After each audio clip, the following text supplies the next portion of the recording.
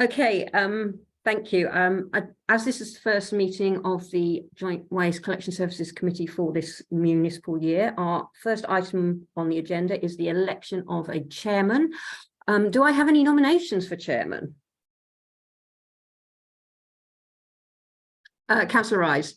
I would like to nominate Councillor Ashley Tilling. Lovely, thank you. Is that seconded? I'll second that. Thank you. Are there any other nominations?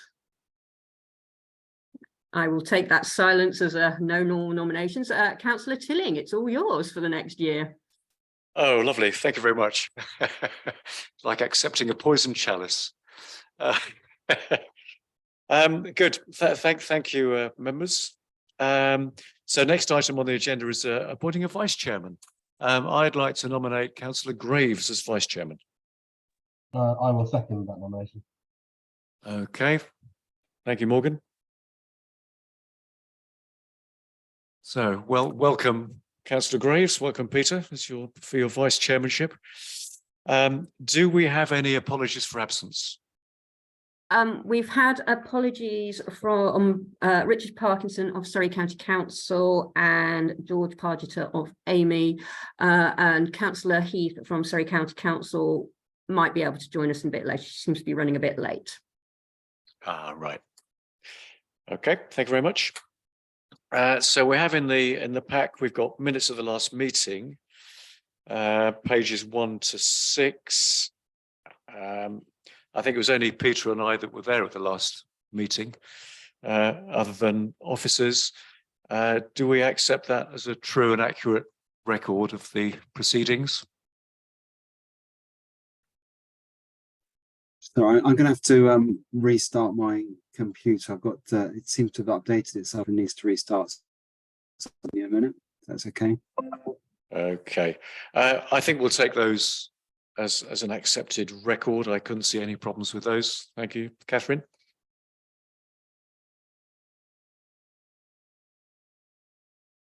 All right. And we'll just wait for Peter to get back in again.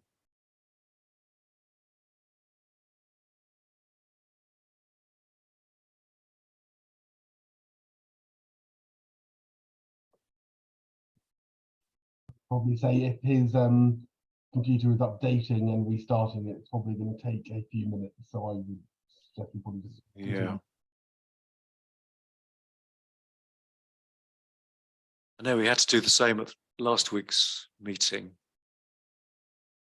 but actually came back in quite quickly. Well, let's press on then. So the next item, any declarations of interest, to receive and note any declarations of interest for this meeting. Are there any declarations? No? Well, other than the fact we're all interested in the meeting. Okay, item number 6 is budget update 2022-23, the outturn report. Who's leading on that? Thank you. Yeah, that's me. Okay, thank you. Good morning, everyone. For those of you who have had the chance to read the report, you'll probably have noticed that it hasn't changed very much since last quarter. So rather than repeat a lot of the information again, I'm just going to summarise some of the key information from the 2 main budget areas. The first being the Contract Management Office budget, or CMO, which is at the top of Annex 1, and the second being the Service Provider budget at the bottom of the same annex. So it's been another really good year for the CMO budget bottom line, with a substantial underspend of 268,000. After taking into account the 4 approved carry forwards that are listed on page 1 of the report, the underspend is reduced to 146,000. The 4 budget areas contributing most to the underspend are salaries, team costs, contract legal, and communications and engagement. The specific amounts and reasons for the underspends are detailed on page 2 of the report. Now moving on to the service provider budget, which unfortunately is overspent in both areas. First, we have the core budget, which due to inflation has an overspend of 330,000. This is because the estimated uplift percentage that was used for budget setting in November 21 was 4%, whereas the actual uplift percentage, which was finalised in March 22, came in much higher at 6.71%. Unfortunately, the labour index component of the uplift calculation is not published by the Office for National Statistics until March of each year, and therefore there's always going to be a disparity between the estimated percentage that's used for budget setting and the actual percentage that gets used for invoicing. The 2.71% difference between these two figures is the sole reason for the underspend. Lastly, we have the variable budget, which, like the core budget, is also affected by the higher than budgeted uplift percentage, and which is 202,000 overspent. As you can see from the variance table on page 2, had it not been for the unforeseen driver market supplement and additional bank holiday and national insurance costs, the variable budget would have been underspent by approximately 200,000. As mentioned in the report, the 132,000 of KPI deductions income helped to mitigate these large unforeseen costs. That's really all I wanted to highlight from the report. I'm happy to take any questions. Good, thank you, Marco. Could I just come back to the first part of the report, because I was trying to search for the figures that you quoted. So we've got the CMO budget. At the bottom of the table there on page 1, we've got an overall amount of 121,292. Is that the same figure that you reported? So the 121,292 is the carry forward total. Yeah. And the figure to the right of that, you should see 146,482. Do you see that on Annex 1, which is on row 18? I think the way I've printed off my agenda, it's probably missed that bit off. Okay, right.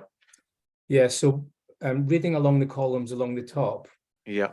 we've got the budget carry forwards, budget including carry forwards, and then 22-23 actuals, if you see those. Right. And then we have underspend excluding carry forwards, proposed carry forwards, and then underspend including carry forwards. And it's that column, if you follow that down to the last row, Yep. then you have the 146,462 underspend. Right. Okay. Yes, I've got that now. Yep. Okay. Thank you very much. Okay.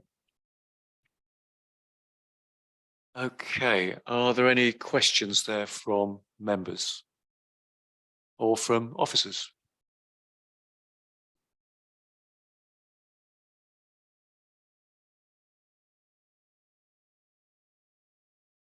No.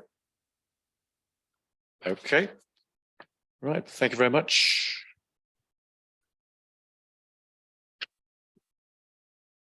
Okay. So the next item is the JWS work program, item number 7. So this is page 1314 of our pack. So report author was Nick. But I'll be presenting that one. So from you, Joe. Okay, thanks very much. Yeah.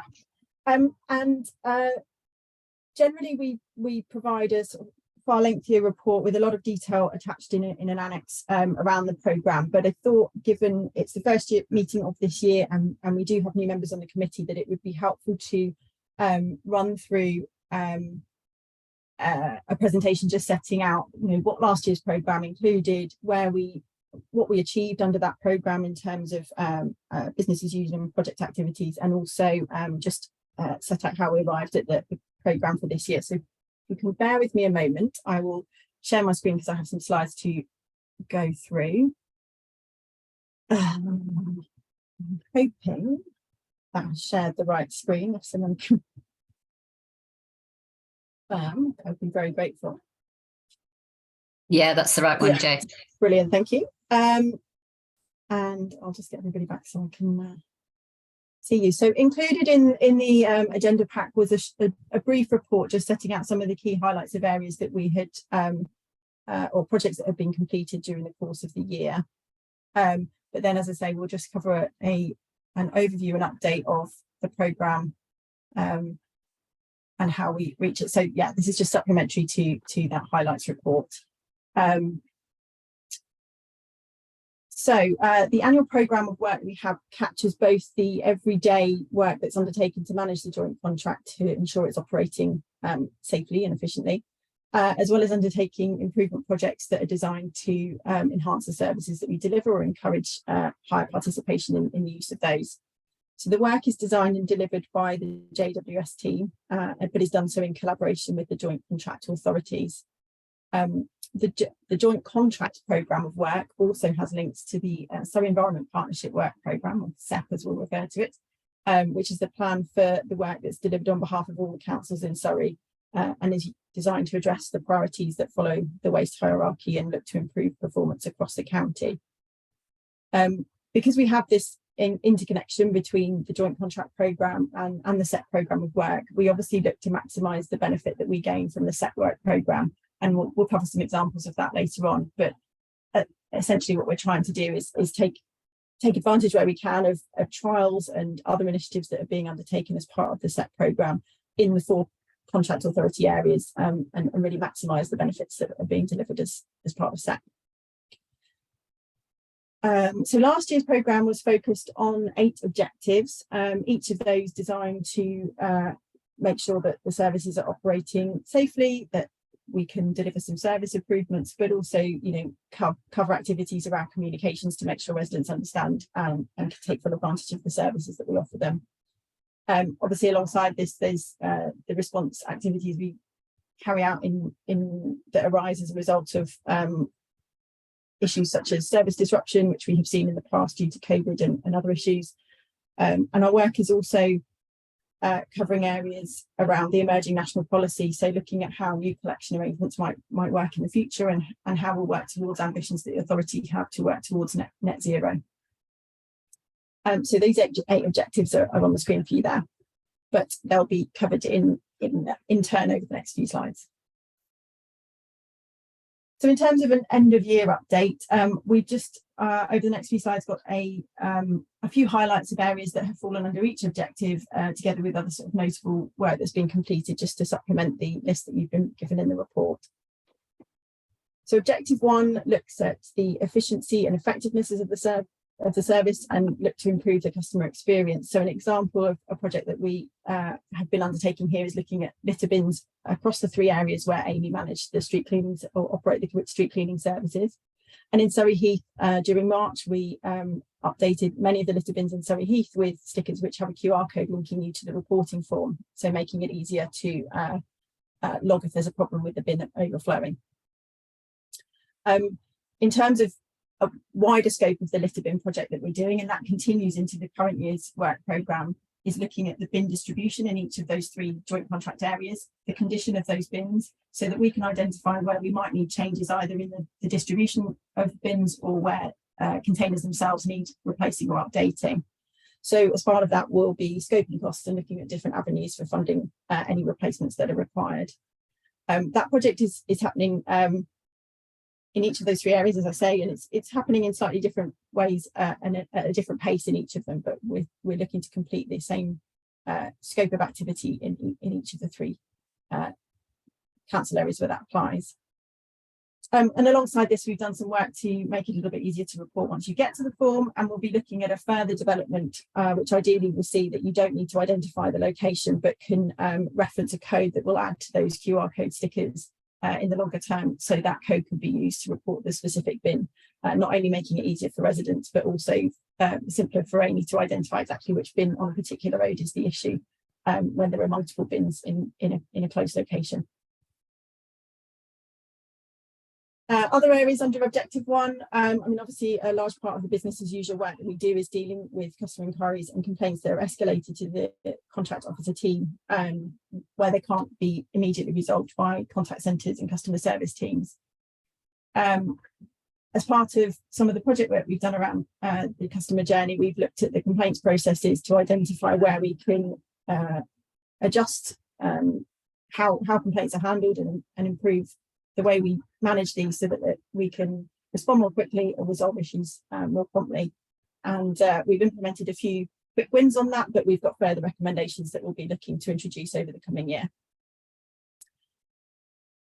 We've reported regularly on the performance of Amy by analysing and managing the performance data. You'll see an update on that shortly, and we do that quarterly at all of the meetings to provide a progress report on the contract performance and the service performance.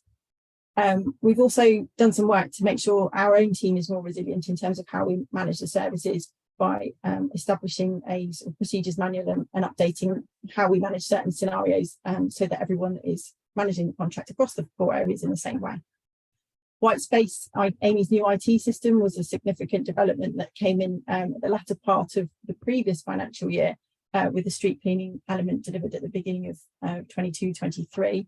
And as well as working with the depot teams to make sure that system is well embedded into the working practices. We've also worked with Mole Valley and Elmbridge to look at how their own systems can integrate with Whitespace. As I said, there's a lot of policy reforms that are being discussed and have been consulted on, and the JWS team responded to those on behalf of the contract authorities. And we've also been doing work around our data to make sure there are lists of customers using specific services are up to date and reflect exactly what's happening on the ground in terms of collection services. Objective 2 is around delivering operational improvements, and a large part of the work here is working with the SET programme to deliver improvements at flats.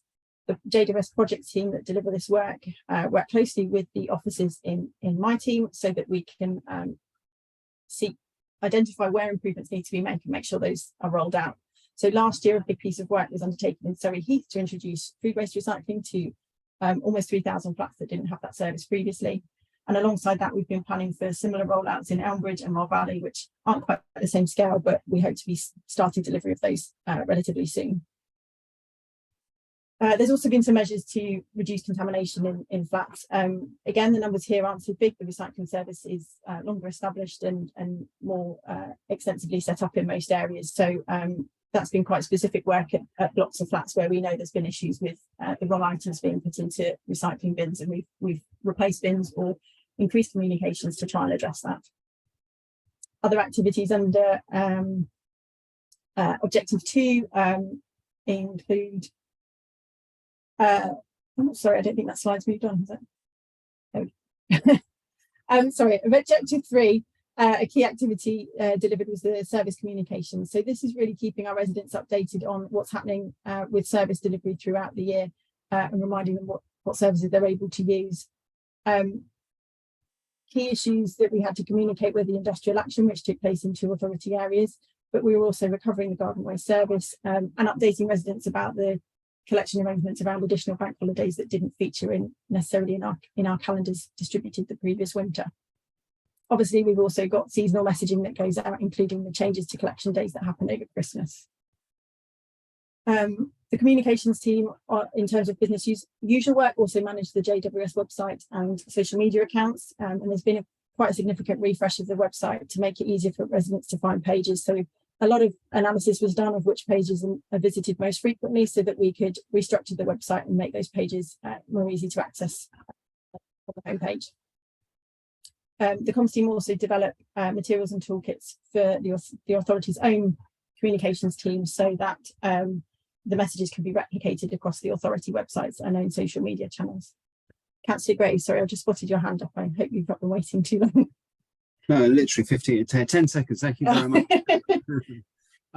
No, I was sort of thinking of jumping in a bit earlier actually, but I'm looking at the click through from WBC's website. If you Google report Mr. Bean collection, you get taken to the Working's website. So the first question is, why does it, if I click on there, why does it take me through to then the next page, which is the choice between Elmbridge, Mole Valley, Surrey Heath and Woking, instead of taking me straight through to the reporting page? I mean, it just adds an extra click, I know, but it strikes me that could be avoided. Yeah.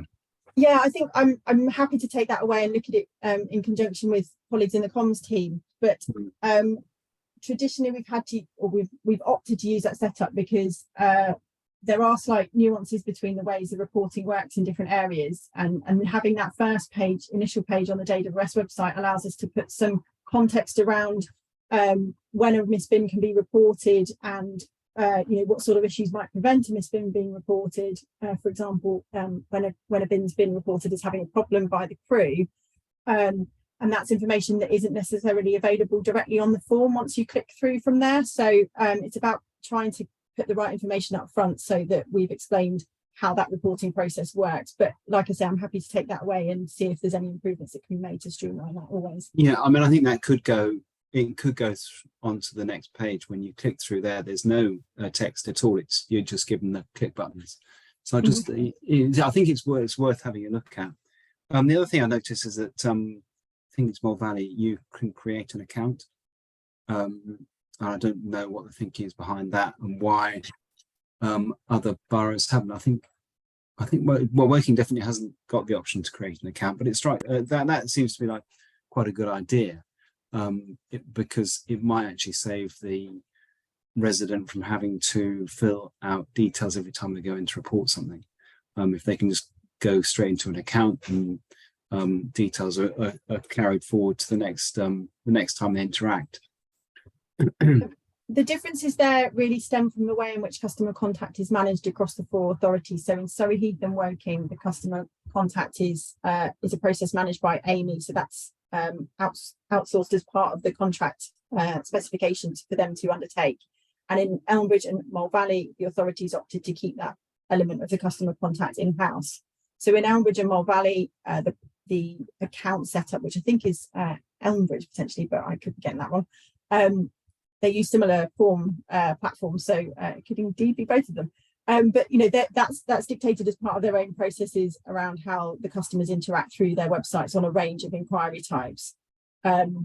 Whereas in Surrey Heath and Woking, the customer reporting forms are provided by Whitespace under their arrangement to provide the IT services for the contractor Amy. And that isn't an element of functionality that's available on that Whitespace portal that's the customer facing element of the system. I think that's explained it, but yeah, okay, thank you. I'm sure there'll be other questions, but thanks for answering those so far. Thank you. Councillor Tilling, I noticed hand has gone up to you. Yeah, thanks, Joe. Yeah, that sort of touches upon one of the questions I was going to ask, which is this Whitespace rollout. So it is specific. So in Mole Valley and Elmbridge, we are keeping our own customer account systems, but it's an integration with Whitespace rather than in the other 2 boroughs and districts. It's Whitespace, which will be their primary customer-facing waste service. That's correct. So Whitespace holds all the data for the contract. It does the routing and the rounds. It drives the in-cabs for the collection crew. So it's very much a back office system, but where the customer contact is managed by Amy in Surrey Heath and Woking, there's also a sort of front end portal there. But yes, you're correct. In Elmbridge and Mole Valley, the reporting forms are part of the Elmbridge or Mole Valley systems.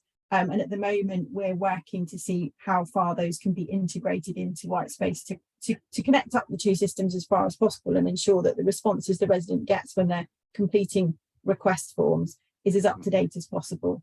So, for example, in Elmbridge, the garden waste subscriber accounts now populate directly into Whitespace. So as a resident in Elmbridge signs up, that creates the account in the background, and then Amy do the work to assign it to the right crew, and there's no transfer of data that's needed as sort of part of a process outside of that.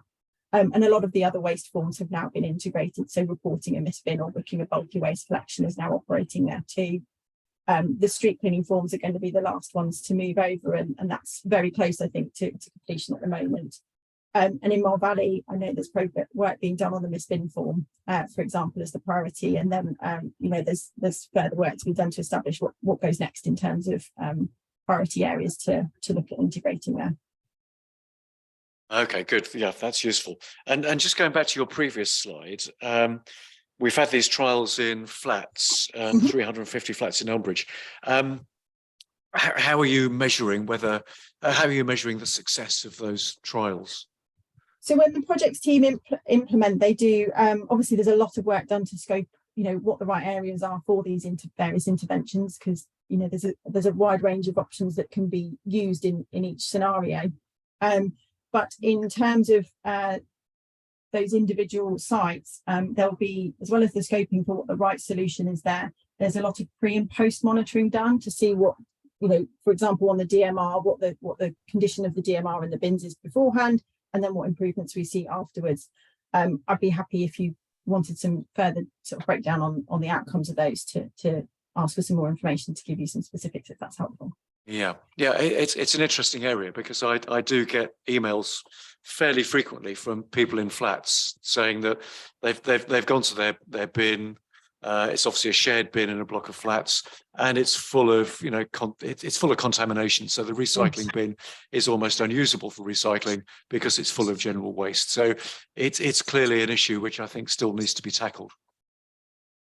Yes, and that's you know, I think we've seen the benefits of some of the work that's been done across the county through the SET programme to look at, you know, what different types of activity or interventions at different sites really drives the greatest benefit. So whether that's a communications element, or whether it is literally changing the lid of the bin to restrict access to it, or restrict the size of bags or objects that can be put into it. So there's some very practical things, and then some more sort of informative and communication based elements that we can use there as well. So but yes, we are aware that, you know, that's an ongoing piece of work that I think we'll be doing for as long as that sort of service is operating, probably to a certain extent. Okay, thanks. Councillor Hobbs. Thank you. Just a couple of questions for clarification, please, Joe. Excuse me. The trial of the QR codes on bins, is that part of the rollout for Mole Valley in 23-24, and also the on-the-go recycling? Are those is it either or both of those that are being rolled out in Mole Valley? Potentially both. So at the moment, the team have done a big piece of work to make sure that our data on locations of litter bins is accurate and up to date. And as part of that mapping exercise, have identified where bins are maybe deteriorating in terms of the condition of the container themselves. And then the next steps will be to establish what areas we think there are for improvements in Mole Valley. So if we are going to, and obviously this is very much in conjunction with yourself and the officer team there, about looking at where do we think you know, the highest priority areas are for making those improvements. Is it to introduce different types of containers? Is it to look at the location and distribution of those? So we're kind of getting into that next step there, which will then ultimately bring us to a place where we can understand what we might be looking for in terms of funding, if there is going to be a programme of refurbishment or replacement, and in the other authority areas, we've been looking at avenues such as still funding to enable those programmes to be delivered. But yes, the QR code is something that we would like to essentially get to introducing everywhere. It's a nice way that a resident, or, you know, bin user on the street, they don't have to be a resident obviously, can click, you know, get through to the right page off the relevant website to report the problem most quickly. And as I say, the QR code will take you to the form currently, and you still in Surrey Heath need to describe where that bin is and know the name of the road and give a description of the location. But what we're hoping to do behind the scenes with Amy in Whitespace is to look at giving each bin itself an asset code, and that code will then be put on that sticker, so that instead of having to remember that you're on this road and explain that it's the bin outside number 63, you'll just be able to put that number in, and Whitespace will direct you through to the correct bin. That's where we're hoping to get to in the longer term. Thank you. Excellent. Okay. Objective 3 we were on, sorry. Try and pick up where we were. So yes, we talked about communications and the toolkits with the last bit. I touched on that the communications team share with their colleagues in the respective authorities to make sure that they've got the right assets to use on websites and other channels. Objective 4 is again communications based, and it's the activities that we do to really encourage residents to reduce their waste, look for options to reuse and recycle more, and really make the most of the services that we offer and make sure they're using them correctly as well. A large part of the initiative here was the year-long SEP Own Your Impact campaign, which started in May of 2022. So this was amplified quite significantly throughout the year in the joint contract area. So these messages were promoted by using the joint contract communications channels. The priority messaging on this campaign was around food waste recycling and reduction, and then also secondly, reducing the contamination of DMR. There's been other elements to it as well, such as waste prevention and reduction and recycling of other materials not collected through the curbside schemes. Promotion of events such as Plastic Free July and Wraps Recycle Week also fell under this objective. There's been a significant amount of evaluation that's undertaken as part of the SEP campaigns, and then also to see what the impact has been in the joint contract authorities. And there's some statistics there which show how widely the campaigns have been reaching our audiences.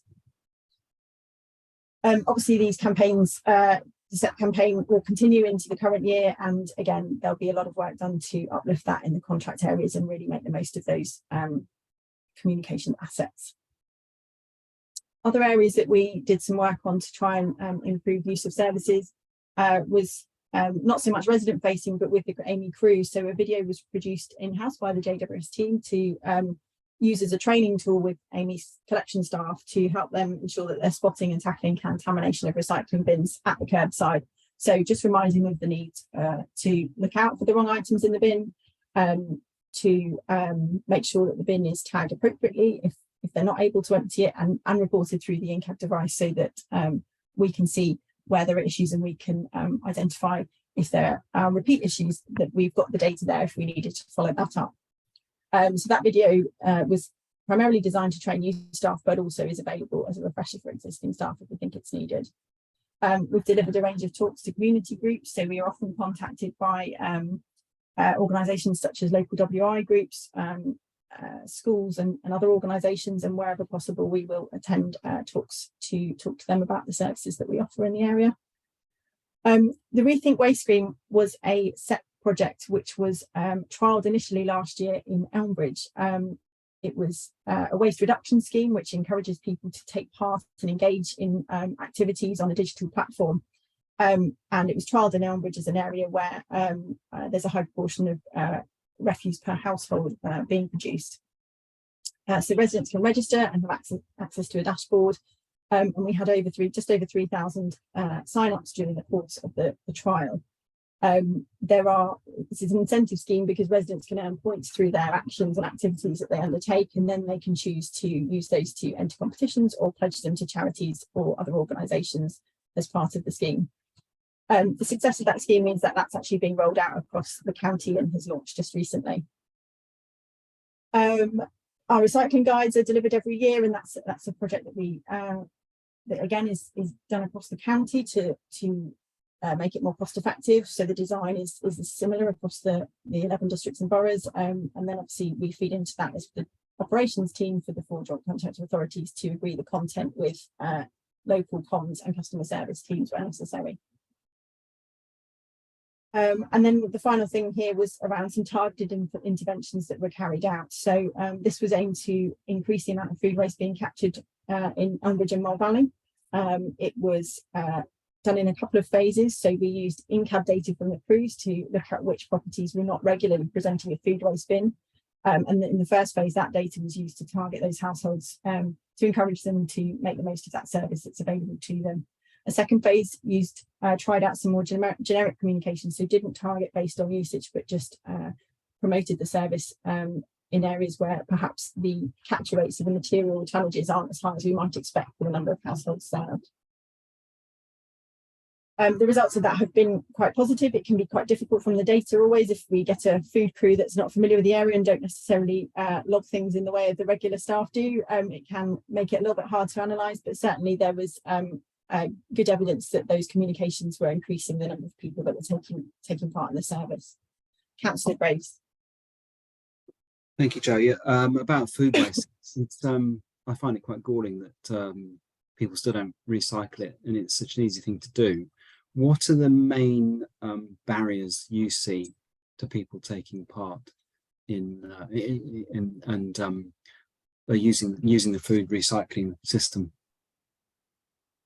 I think there are a few reasons that we believe are barriers, but also some of the evaluation work that's been done has probably highlighted as still issues that people pick up on with the food waste service. So I think, and interestingly, we were talking about this in a JDRS meeting, that sort of the feedback that we get as part of the comms evaluation. Actually, the number of people who say they do use the service is very, very high as part of that evaluation, but not necessarily always reflected in the stats that we have in terms of the volumes of the number of people that participate.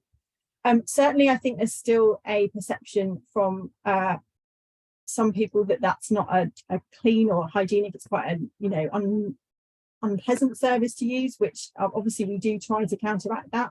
It's a weekly service. That waste is getting taken away more frequently if you are using it. So we do obviously try to address that through the communications. There's other reasons are that people might still just find it too straightforward to put things into the rubbish bin, and so it's just that extra layer of having to separate material that's discouraging them from doing it. And I think sometimes there can be a perception that people don't waste as much, or don't think they waste very much food, or don't throw away very much food. And again, from our composition analysis work, we know that there is still quite a large proportion of food waste going into the rubbish bin. So I think it's trying to what the comms campaigns, both SEP and in the joint contract areas, try to do is obviously use that information we gain from those evaluations that we do of campaigns and feedback we get from residents to address those specific barriers. I probably haven't done that justice, but I'm sure if Pat from our comms team were here, she could probably shed a lot more light on it, and I'm happy to ask her if she can follow up with any further information. But I think there are a range and activities we've done in the past, such as stickering refuse bins to remind people that that's not a container for food waste, have seen quite significant improvements in the diversion rates that we've seen in the past. I think that's a good move, is to sticker the residual waste. I think that's a really good idea. Well, there's a couple of comments on it. One is that there are probably some people who actually compost their food waste. Absolutely. Not a huge number. But I don't, but I compost everything else. And the other thing is the practicalities of, having 3 or even 4 bins in the house to in which to put your waste. And I think let's face it, kitchens are small, they're small spaces, and actually this is probably one of the things where people go, actually, I'll just put it in the bin. Simply because they haven't got space. Yeah, and I think particularly, we've seen that might be an issue in flats. So when the rollouts are done to introduce food waste into flats, that's one of the areas that we do try and address, is around sort of space in the kitchen. And again, it forms part of our guidance documents that we have produced for developers as well, to try and make them aware from that application stage when we're responding to planning applications, is to make sure that they're designing in the capacity for people to be able to separate their waste both inside the home and storing bins outside. I think that's a really good point. I'm actually going to note that, because we've just launched our SPD, climate change SPD, and I'm not sure that actually food waste is covered there, but I will go back and have a look.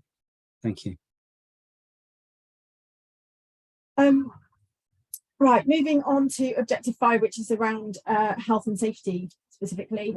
So again, we've had a number of sort of essentially business as usual work areas, but have tried to enhance and improve on these over the last year. So depot audits are something that we intend to carry out frequently, but there was an updated way in which those were carried out this year. So we trialled the process with Amy and agreed that there were some tweaks to be made, and then undertook all 4 depot audits, establishing what areas we identified as where we needed further feedback or there were improvements, and then regular meetings were held to make sure that progress was being tracked.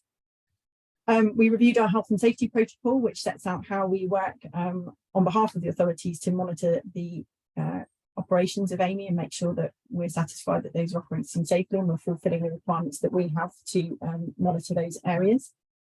And we've set up a weekly report with Amy around the close calls. So these are areas that the crews feedback are causing them concern in terms of the safety aspects. So whether that's around access or bin stores themselves, vehicle access, etc.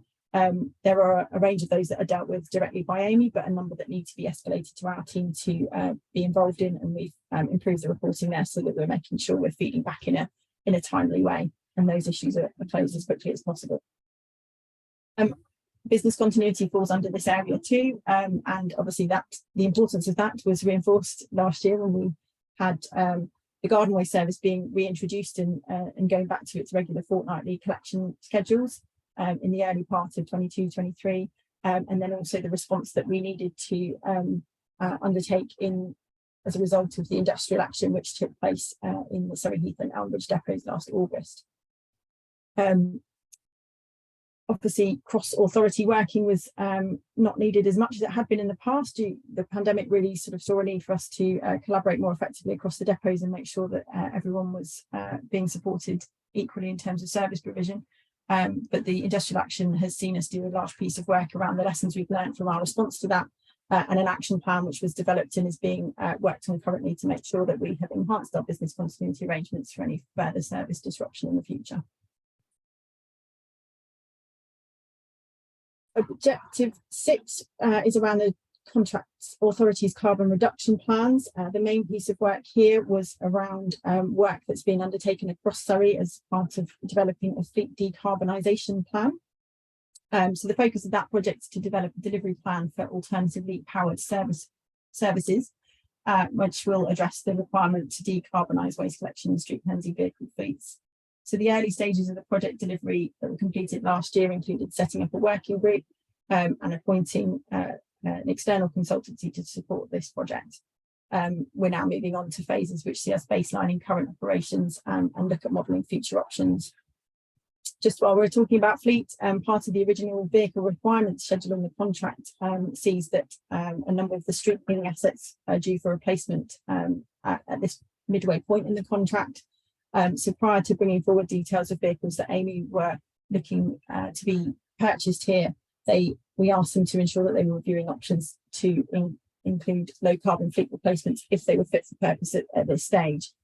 We've received some more information on that this week, so we'll be reviewing those proposals and hopefully be able to take those forward soon. And then just the last two objectives. Objective 7 is around working with our partners to make sure that our work programme is delivered and that we have the right levels of governance and oversight. So this really covers off the activities around making sure the partnering board and these committee meetings are taking place and that we are bringing all the right items to the agenda so that you can see the work that we're delivering. And then we're also working with wider sort of industry and other local authorities across both the southeast and further afield to make sure that we're up to date and gaining insight intelligence from the work they're doing, and that we know where we stand in the sector and what's coming on the horizon and where we can look to replicate best practice that we can learn from others. And obviously our financial oversight falls under that too, to make sure that we're managing our budgets and reporting back on those to the board and the committee.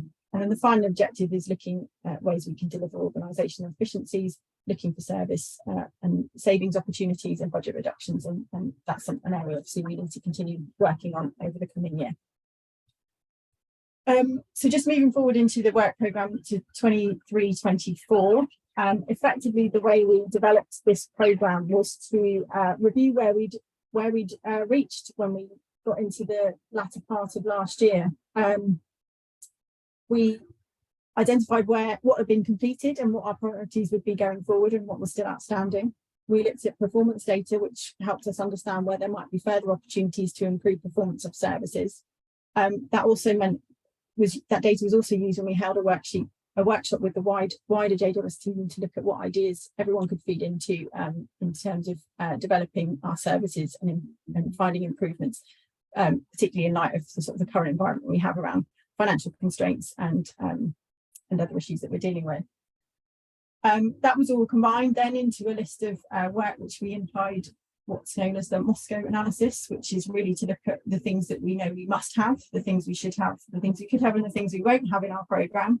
And then we looked at that alongside our budgets and the team resources to make sure that we were developing a programme that you know we could commit to and ensure that we could deliver as far as we possibly could.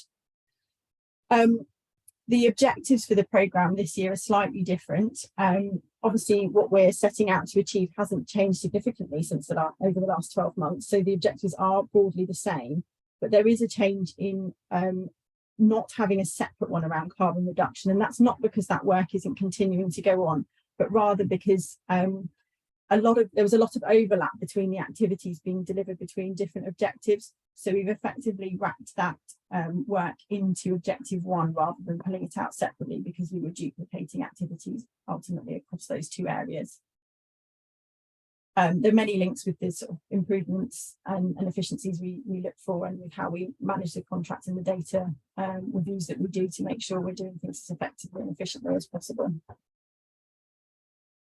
So in terms of where we're at in terms, you know, now as we come to the end of June, so we're not quite at the end of Q1 by about a day, but in terms of things we've delivered already. So the litter bin programme has moved on in Elmbridge, where we've taken delivery of new dual recycling bins that have started to be installed. Those are going into, or have gone into Esher Town Centre. And then we're looking to refurbish a number of the bins that those are replacing, so that we can improve the containers that are out in some of the other areas. And we're looking at further orders that are coming in on terms of litter bins through this that are being funded by the SIL and the Prosperity Fund there. Councillor Tilling, sorry, I just spotted a hand up. Yeah, thanks, Jo. I was just going to say I'm slightly concerned that you've taken out the carbon reduction objective to sort of just hide that within objective number 1, which is just to improve efficiencies.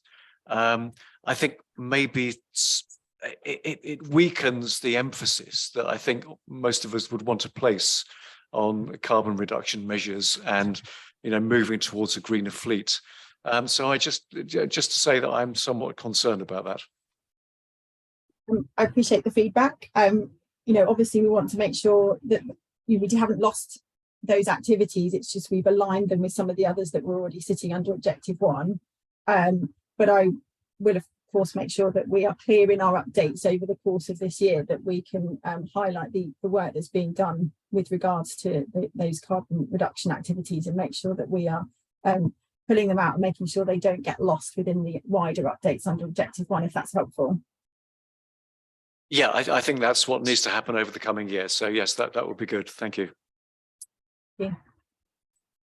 And then other areas that we have made progress on is on our assisted collection review. So this is contacting users of that service across the joint contract area. The review's been completed in Elmbridge, is close to completion in Moll Valley and Surrey Heath, and Woking letters are getting underway shortly. So that's really to just make sure that our data is up to date. We aren't supplying that service to anyone who no longer requires it, or a household that where somebody's moved and it isn't necessary to offer that any longer. So that'll be completed shortly. We're looking at activities we can do to improve the collections of small electrical items. Apologies for the abbreviation there without explanation. So that's waste electrical and electronic equipment, which we do collect at the curbside from households, and in some areas we also service flats. So we're looking at what options we have to increase that in areas which are less well served. The planning being undertaken with the projects team to look at those food waste service introductions in Elmbridge and Moll Valley is close to completion, and delivery timescales being worked on there too. The Own Your Impact campaign, so the Set Comms campaign, launched in the middle of May and is being upweighted in joint contract area through our channels. And the county-wide version of the Rethink Waste scheme, which was trialled in Elmbridge last year, has launched in the last 10 days. So there will be updates to come on how the sign-ups to that across the county are progressing. And then the baselining exercise that forms the first stage of our fleet decarbonisation work has been carried out. So we've been working with Amy and property teams to make sure that we have the information needed for the consultant to establish that baseline standard. And then alongside that, we have been working on the SEP delivery plans. I won't go too much into the SEP information here. Members will be joining the SEP meeting, which happens, I think, in a week or so's time. So there will be a lot more information given there about the programme of work being delivered on behalf of the Surrey Environment Partnership. But each district and borough in Surrey is adopting a delivery plan to support that work programme.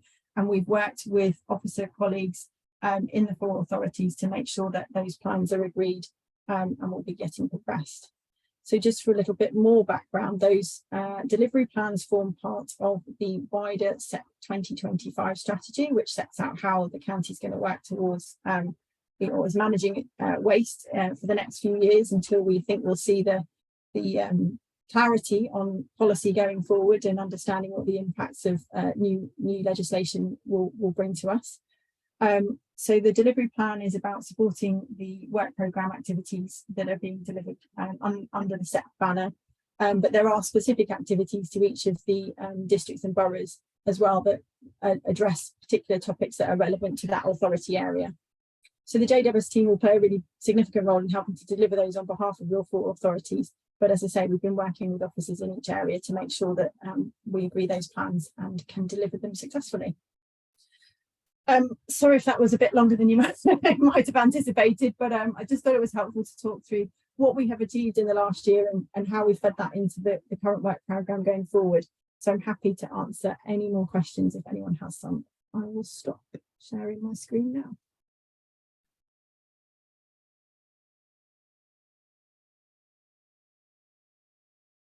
Yep. Good. Thank you very much, Joe. That was yeah, probably a bit mind-boggling. There was a lot of information to take in there, but thank you for being so thorough. So whilst I was speaking, are there any more questions from anybody? No. Okay, great. Thank you very much, Joe. So next agenda item number 8, is the quarterly performance report. I'm not too sure who's going to lead on that. Is that that'll be me, Councillor. Okay. Thank you. Good afternoon, everyone. So yeah, I'm just going to do the quarterly performance report.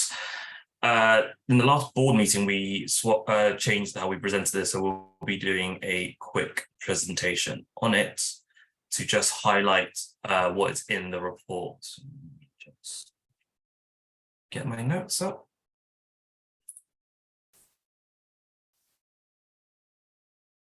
So in this year, this is Q4, and it's a rolling tonnage up to 2023, March 2023, and this is a comparison to March 2022.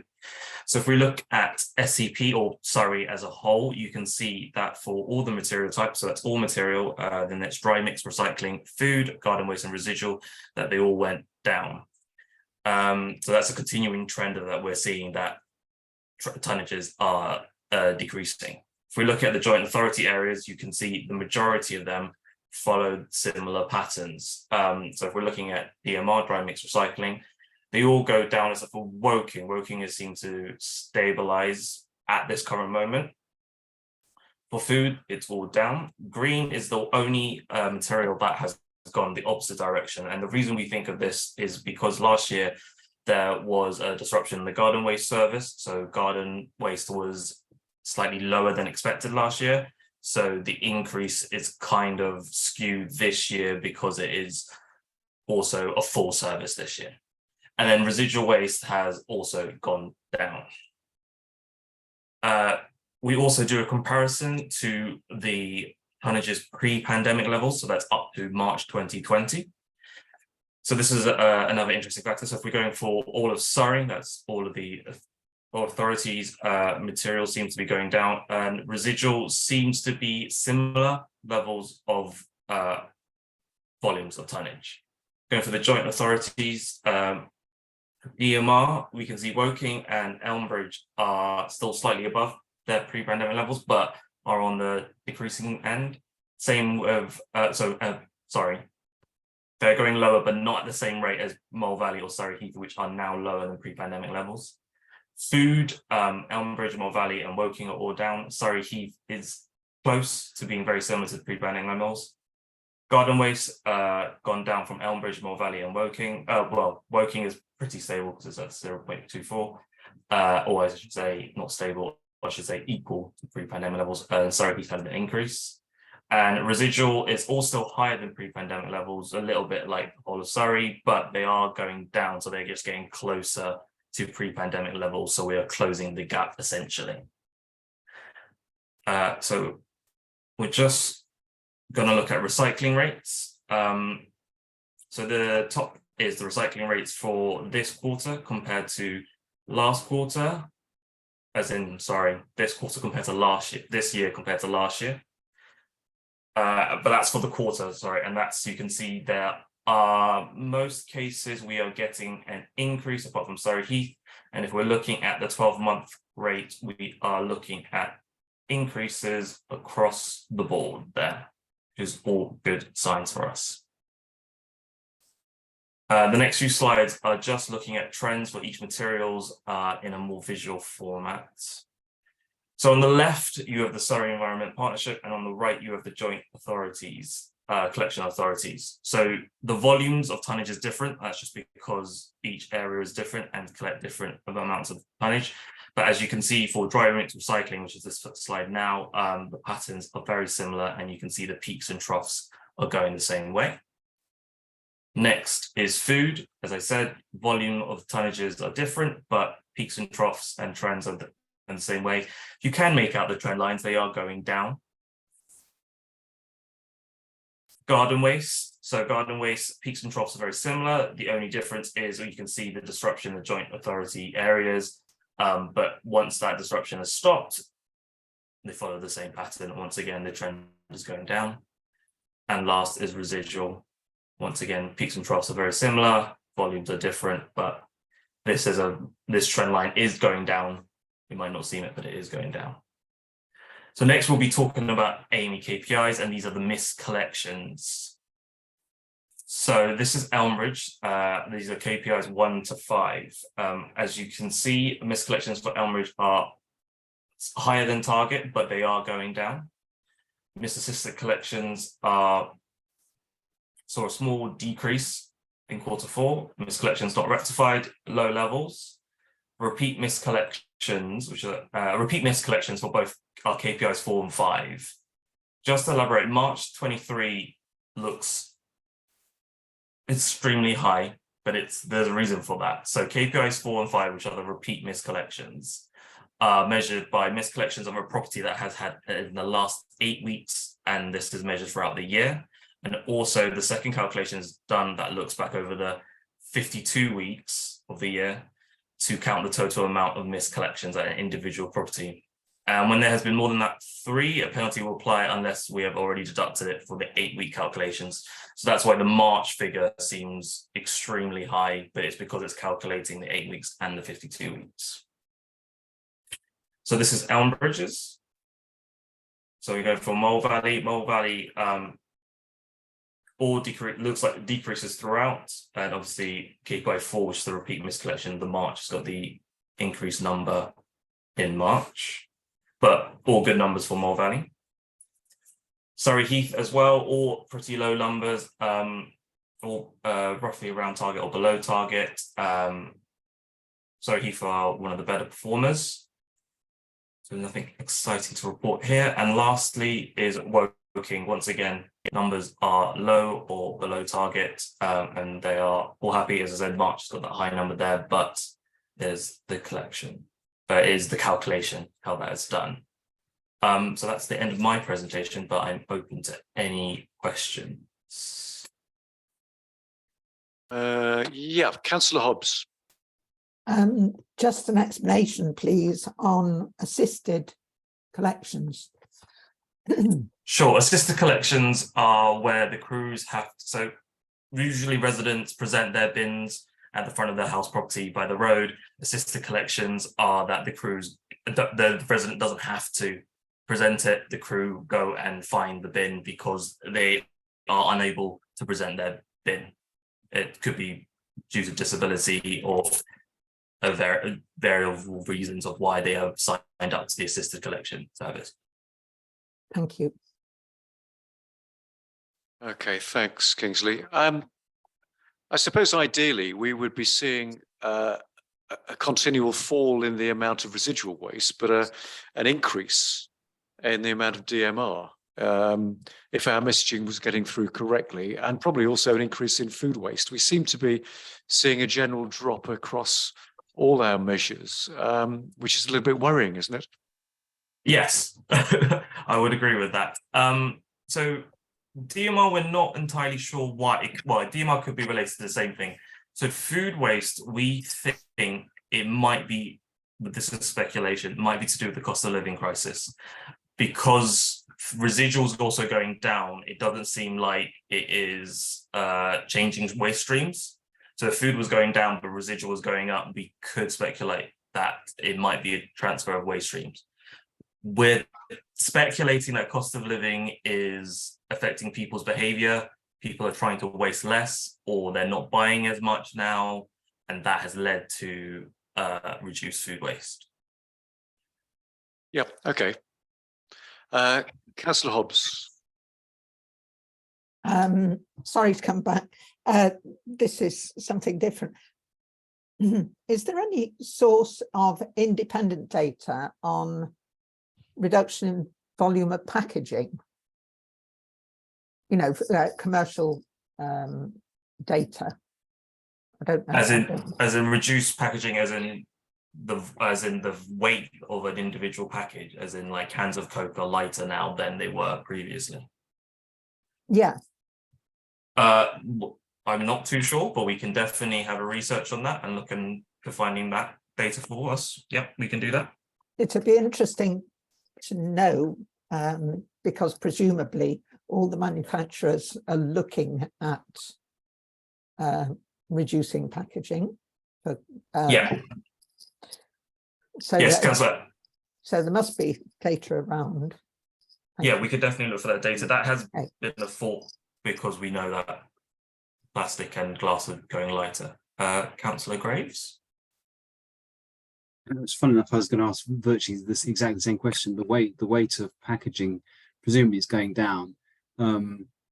Equally, you know, when people are at home over lockdown, they were buying more things and more things were going into waste, one DMR or residual, whatever it was. But yeah, I mean, I think that probably explains some of it. What we still need to do, and I'll go back to it again, just to repeat myself, is we need to increase that the food waste recycling, because not only is it going the wrong place, but it's contaminating, and it's also, and I'm no scientist, perhaps Councillor Tilling can correct me here, but I think if you put food waste into a landfill, it creates quite a lot of gas, and that's not good for the environment. So yeah, it's the food waste that worries me more than anything. I think that, but it may well be that you know, we can't lose sight of the fact this is tonnages, so it is down to the actual weight of the waste. Yes, agreed. And food waste was a hot topic in our meeting yesterday, so that is definitely on our agenda. Kelly? Yeah, I think I was just going to add, you know, things are being lightweighted in terms of the packaging side of things, but that doesn't necessarily mean it's always a good thing, because quite often it's being lightweighted into stuff that we can't currently recycle. So if you look at things like, you know, the pouches that are produced, so, you know, you can get refillable pouches for, you know, hand wash or washing detergent or things like that. And at the moment, there's not really a sustainable market for those things. And so they're not collected at the curbside. So whilst, you know, the intentions of kind of making that material lighter by the producers is a benefit to them, it's not to us in terms of actually being able to, you know, recycle that material and create a circular economy. So again, that's kind of a tension between us and the packaging producers, which I'm hoping will start to be addressed when we get more details on the extended producer responsibility, because the items that can't be recycled would obviously be more costly for those producers to dispose of.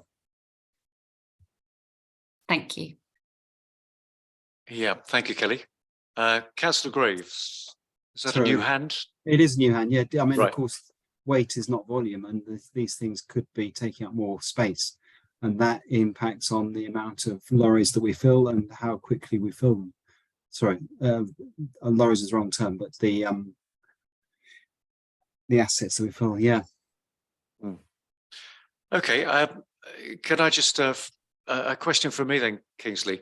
I am rather concerned about the figures you showed for Elmbridge on missed collections. It seems that you know we're not meeting our KPIs, and those collections, the missed collections, seems to be going up.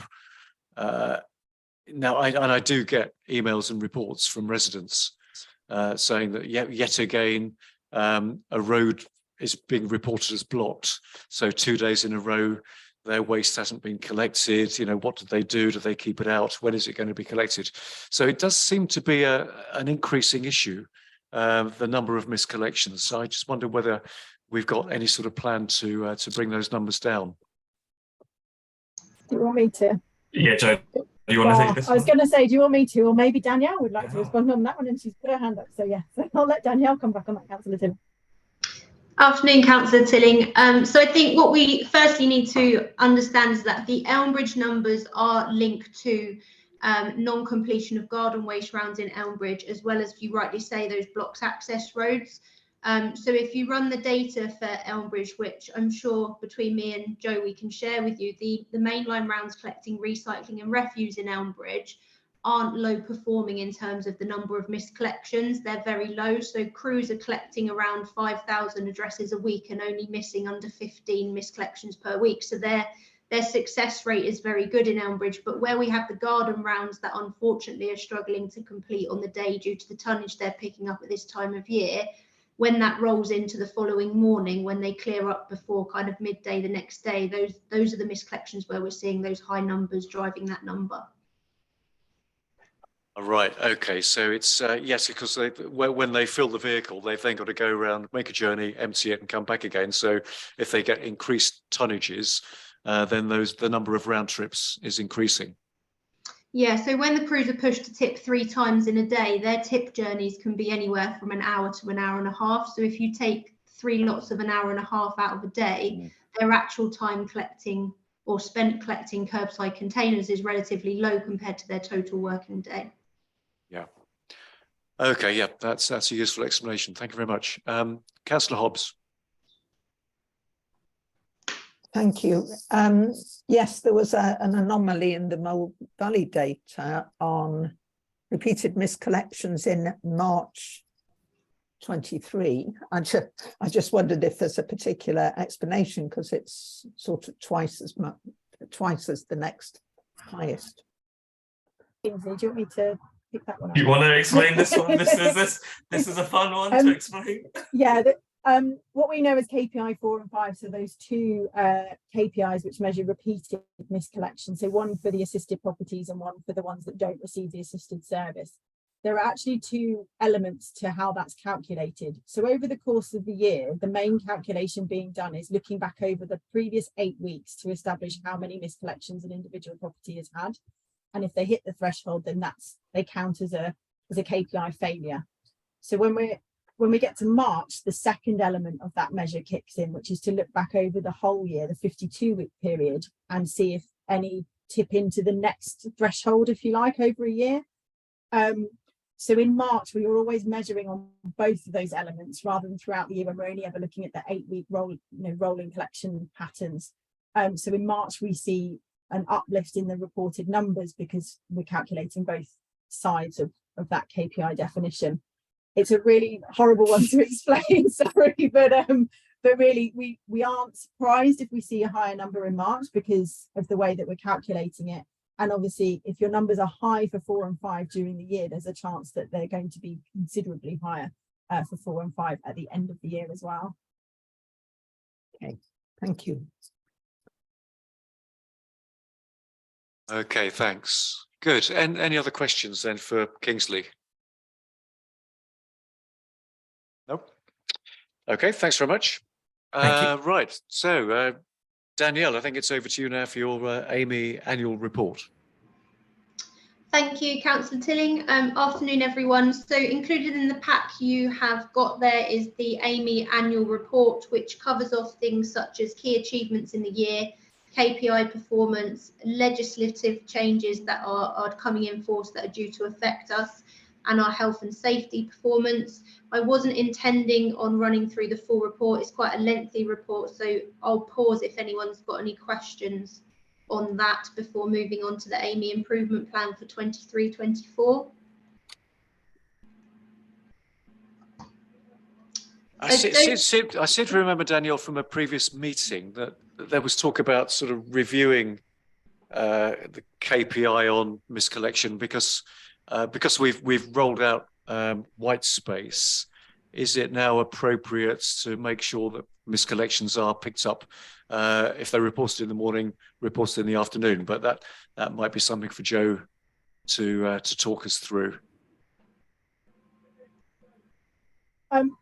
I'll just touch it. I think certainly since the integration of the MISBIN form in Elmbridge, we've seen that the way that's measured align with the other 3 areas. There was a slight discrepancy in terms of the return time for a MISBIN previously because of the way the Elmbridge system worked, but that's now aligned.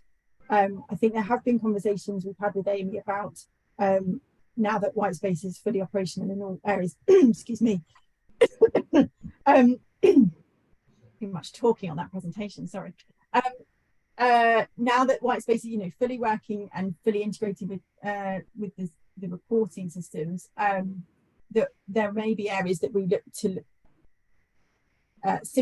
not simplify in terms of how we measure it, but simplify in terms of the calculations, the measurement of KPIs. So for example, we've just talked about KPI 415, where there's quite a complex amount of calculation that goes on, and is there a better way that the white space system can measure the impact of repeated misses on individual households? But that conversation sort of hasn't really moved on since we last met. Okay, so that could be something that is there for a future review. Yeah, but it's, I think, more about obviously there might be a tweak to the exact wording of the definitions, but it's more about the most effective way of measuring it with the way the data is produced, rather than changing the meaning behind what we're trying to measure in terms of performance. Yeah. Okay, thanks. Right, so sorry, Daniel, we sort of rather interrupted your flow there. So back over to you.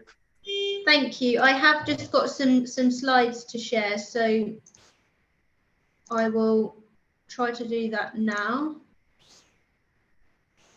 If anyone can confirm once we can see. Yep, that's on the screen now. Okay, so I've just got a few short slides on kind of current performance and issues that are being faced in the 4 contract areas, and then I've got some slides on the improvement plan, which I will pick out some highlights from there, conscious of time and running through the whole document. So firstly, I've got an update on health and safety. So since the end of the COVID-19 period, a significant increase in the number of abuse/aggression incidents towards our collection crews has been observed. The impact this has had on our team's morale cannot be understated, as they feel they've gone from being heroes during the COVID-19 period to not being that important within the community now that things have returned to normal. We have a duty of care to our employees to ensure they are fit and well for work, and often after incidents we need to send them home. Their mindset must be 100% on the job to ensure their safety, and the aggression from members of the public can be a real distraction and increase the likelihood of accidents occurring. This has a further knock-on effect to the service we provide when we have to stand down rounds or find alternative cover. Examples of recent incidents: drivers mounting the pavements to overtake the waste collection vehicles. This is a real threat to the waste operatives working on the pavement and at the rear of the vehicle, as well as other footpath users. Verbal abuse to street cleansing teams, as the public believe that the grass verge cutting is their responsibility, and they're being challenged on that quite a lot out in the public domain at the minute. And verbal abuse towards waste collection teams regarding the non-emptying of containers, whether that be for unauthorised containers or for contaminated loads. So we're doing some work to offset this. So we've set up a joint working group with our other waste collection provider in Trafford, members of their local authority, and kindly Joe's offered to support that with her team, so we can work to mitigate some of the risks our crews are facing out on the road. Update on the garden waste service. So as I just mentioned a few moments ago, some of the crews are struggling with completing their scheduled garden waste rounds on the days that the residents are expecting their collection. So the process we apply here is that the following day we start on the work from the previous day to ensure that those missed containers are picked up as quickly as possible. The reason behind this is, as you can see by the table to the right, that the tonnage has significantly increased from April through to May. I don't have Woking and Surrey Heath's tonnage included in this graph as it comes from a separate source. But given how close those trend lines are, we can assume that the tonnage is following the same line. So if we look at the tonnages even year on year, Elmbridge has increased 8% year on year for garden waste, and Mole Valley 35% more for garden waste.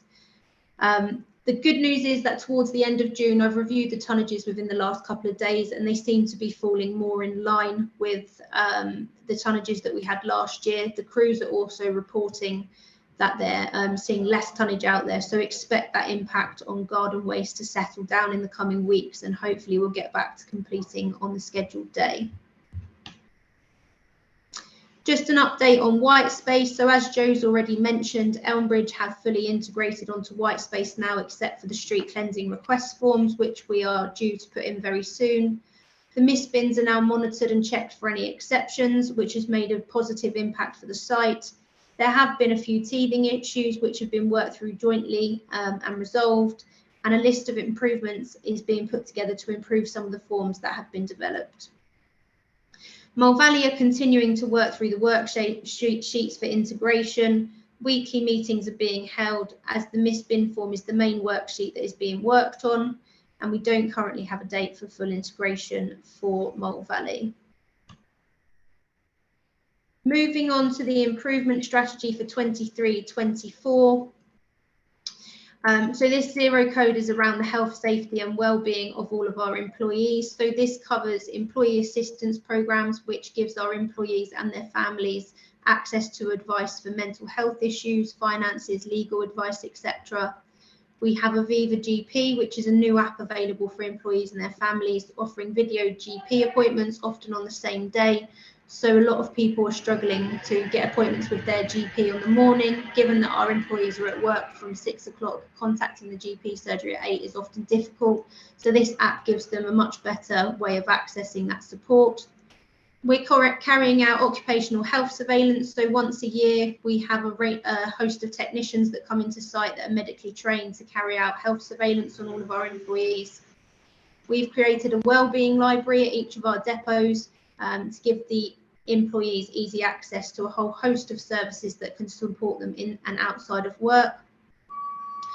The route round risk assessments being fully integrated with Whitespace to give the crews as much information as possible. So we have the ability to add hazards to the tablets that the crews have so that they have access on information around safety.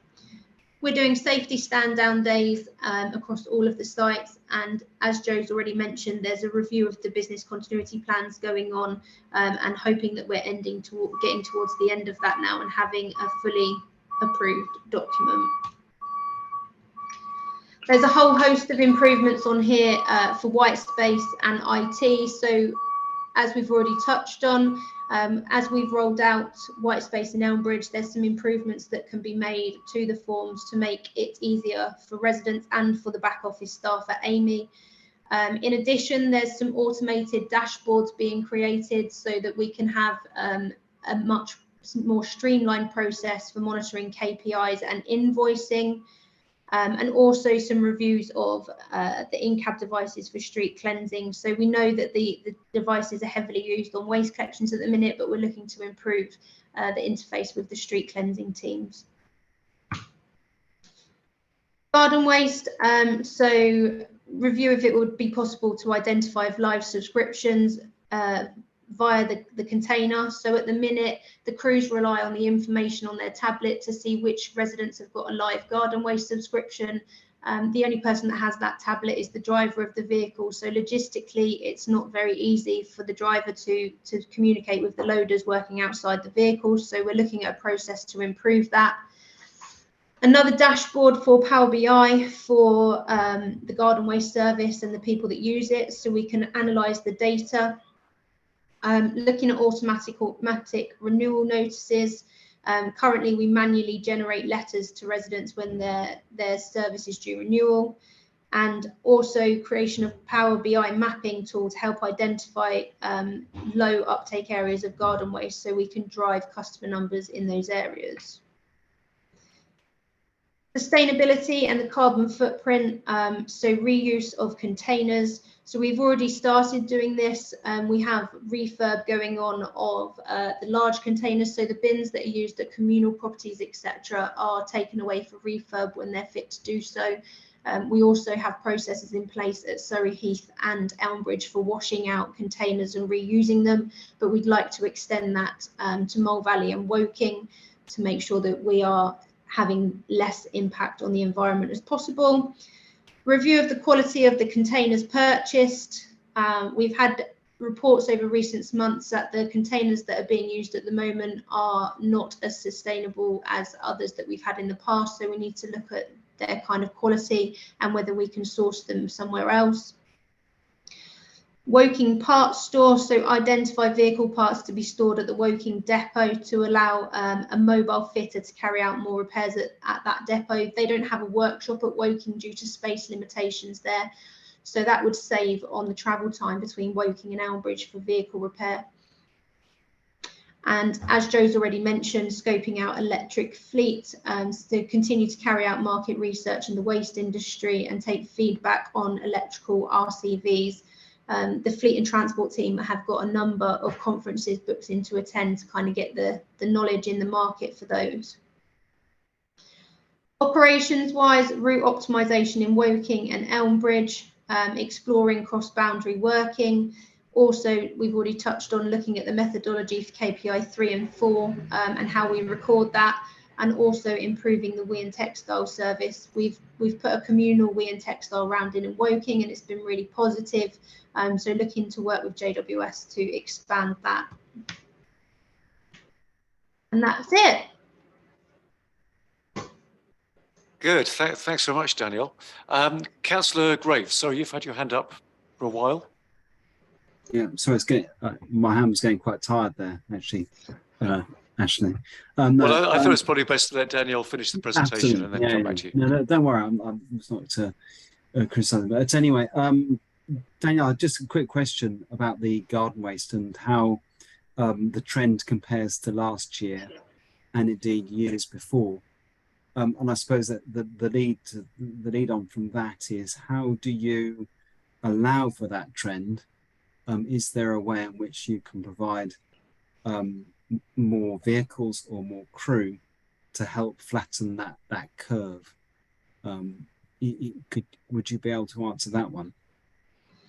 I can indeed. So where we're seeing the most of the issues for the garden waste is in the Elmbridge depot and the Woking depot.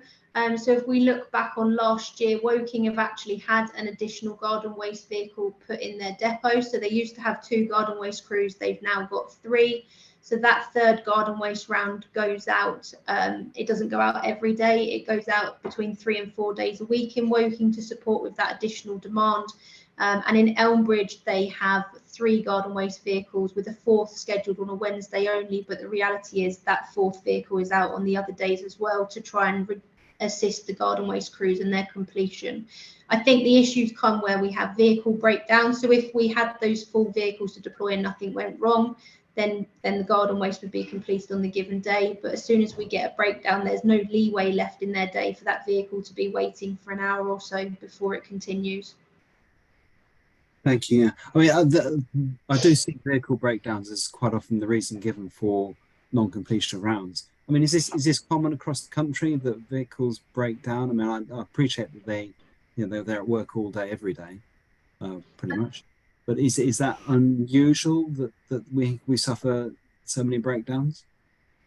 I think it's realistic given the age of the fleet that's on the contract. So if you bear in mind the vehicles we've got have been in operation for 5 years now, they're doing very repetitive tasks, especially kind of the bin lifting equipment on the back is doing very repetitive tasks, and so it is expected that there will be some breakdowns in that. We have spare vehicles on the contract to account for that, but like a lot of people within the industry at the minute, we're struggling on spare parts, etc., coming through, and we're seeing long delays, particularly with Mercedes parts. Sorry, I've got a couple of other questions. If I don't want to dominate, but there's a question of direct debit. Now, I'm not entirely sure if that is for you. We have talked about it with JWS before, but I'm not sure exactly how that happened. The direct debit for the garden waste, because we'd like to see that in established if we possibly can. Is that for you, Danielle? Is it part of the Amey offer? I think that's an item on the improvement plan for the changes with white space, etc. I would just add, I mean, it's an area that's forms part of the specification for Amey undertaking the garden waste administration. Since white space has been introduced, it's not been something they've been able to do thus far, so it is an issue that needs to be resolved with Amey in terms of managing that administration.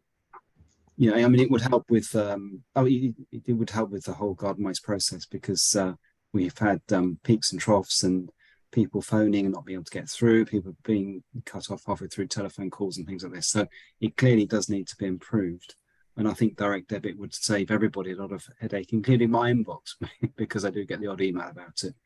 The final question I've got is about textiles and occasionally I'll see piles of both at the end of streets. In fact, yesterday on the verge of Cold Harbour Road in Purford, a big part of products. I'm assuming that that's the methodology, and that the accepted methodology is to collect the that sounds a bit weird, but to collect the products and to consolidate them in a given area, and then come back at some stage and collect those that weren't able to be picked up at the time. Is that the accepted procedure? Yes, so the vehicles that we have are fitted with a cage underneath on the side of the body. The problem is that cage isn't very large. So if it gets full, the process is that they stockpile what they've got at the side of the road and they report that location to the office, who then arrange for somebody to go and pick it up. So where we have street cleansing teams, etc., they may support with retrieving that material to ensure it gets recycled in the correct way. Or in Woking, it's normally one of the supervisors that goes out and picks that up, just because the vehicles don't have the capacity on the body to carry large amounts. Thank you. I mean, is there a plan to increase that? I'm assuming there is, to increase that capacity.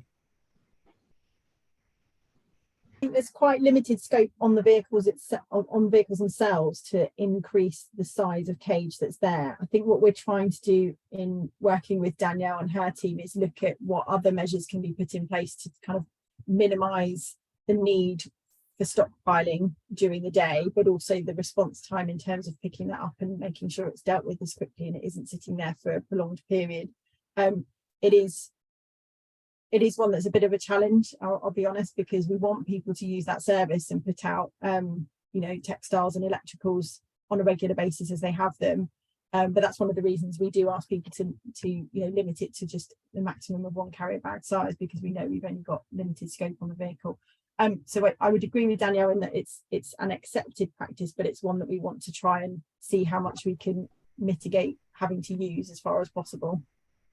Because there is a danger that residents being residents, they will report them as fire tipping, particularly if it's not a usual space. And I have to admit, I have as well. At the end of our road, there was a pile of textiles. I reported it. It was actually there for a couple of days. It got wet. It's not ideal. And that's the bit where we really need it to be we need to work through that process to make sure those sorts of incidents don't really happen. It shouldn't be sitting around beyond that collection day. And we need that, that's one that we know we need to do more work on. We want to increase the use of that service, but we need to do it in a way that the crews can manage in terms of their capacity. Okay, thank you. On the question of the electrical goods, do you try and recycle as much as possible from the electrical goods, or do you even perhaps take them back to a depot and see whether they are still working or could be quite easily fixed? So we have a contract in place to manage the recycling of the electricals that we collect at the curbside, or that Amey collects at the curbside, and that's part of the BIFA managed compliance scheme. So the electricals collected as part of the curbside service are returned to the depot, and there's a container there where those are stored until the container's full and ready to remove, and then they go through a recycling outlet to be processed and recycled. It isn't a service where we look to refurb, but obviously through our communications where we're looking to promote sort of waste minimisation and reduction of waste, those are the sorts of channels that we promote through those comms to make sure that if it doesn't need to go into the waste stream for recycling, it can go elsewhere, and look at where alternative outlets residents can use to dispose of those items they don't need any longer. Yeah. Okay. Yeah. Good. Thanks. I mean, I think it's sort of, you know, it's an issue I think we, you know, everybody would like to see grasped a little bit better, because I'm sure there are lots of sort of former, you know, computers and tablets and goodness knows what, that people just say, well, that's it. It's past its useful date. I'll just throw it away now. And it is collected, and then presumably it goes straight into a recycling process, when actually some of these things you could turn them on and they're perfectly workable and could be sent to third world countries or something, you know. I think there are these facilities coming on stream. I know we had an application from Surrey for a facility in Elmbridge for looking more closely at recycling electrical goods. So hopefully it is something that SEP could perhaps be picking up and doing more about. Can I just a question for me, Danielle? Just looking at your report on page 34, 35 of our papers, we've got your risk management table. There's quite an alarming number of red risks there, and you know, 3 orange and only 3 green. I just wonder whether that has been updated, because I noticed one of them, for example, is loss of fuel supply, saying that there have been fuel shortages.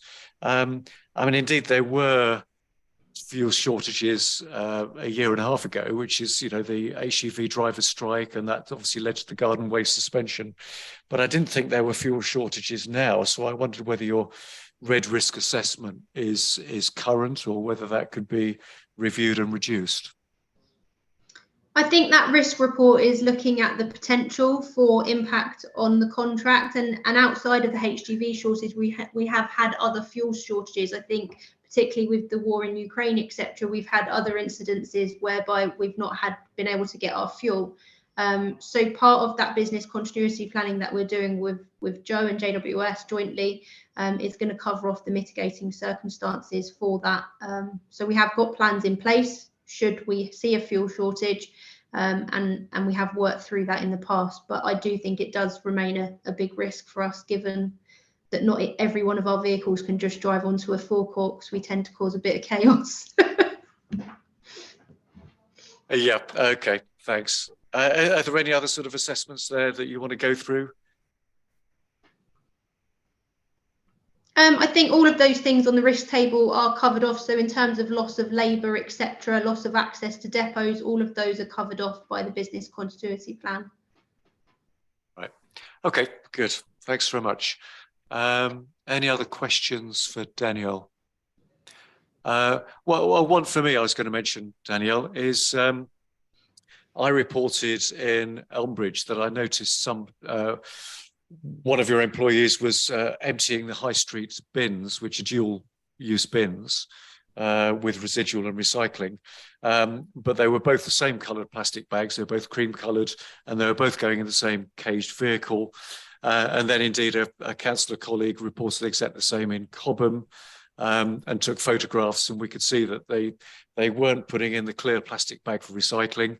They were putting in 2 cream coloured bags, and it looked, I could see that in the caged vehicle, the operative wasn't actually separating out recycling from general waste.